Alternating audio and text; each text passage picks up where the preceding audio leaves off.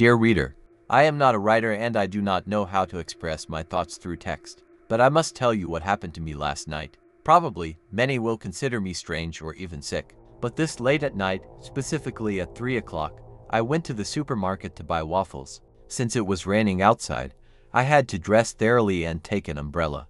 The road was quite long, at least 15 minutes one way.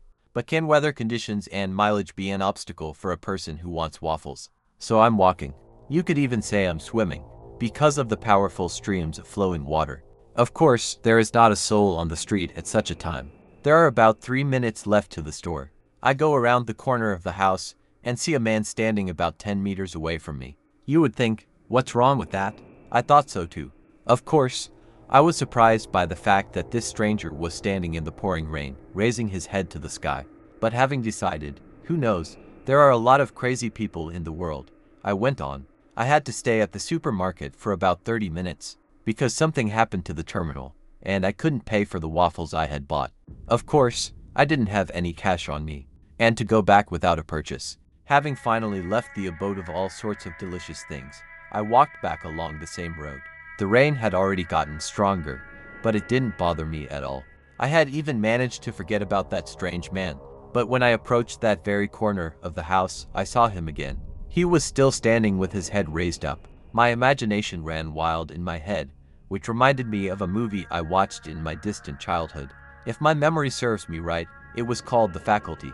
And there was a scene where the coach and his football team were standing exactly the same way, motionless and looking at the sky. Then some appendages started to appear from their faces and bodies, or something like that. In the end, it turned out that some alien creatures had possessed them. I slowed down. My heart started beating faster. There were only two thoughts in my head. First, should I approach the man and find out what happened? Second, go home, he's just some weirdo. Before I could decide, I had almost reached the stranger without realizing it. There was nowhere to retreat, and I turned to him.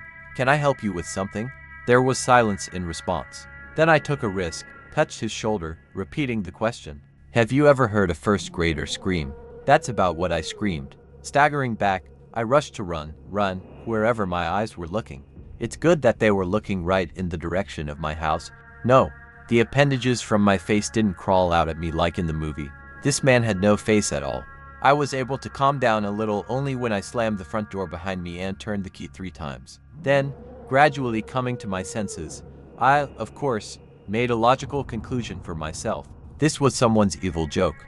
And it was not a person, but a mannequin.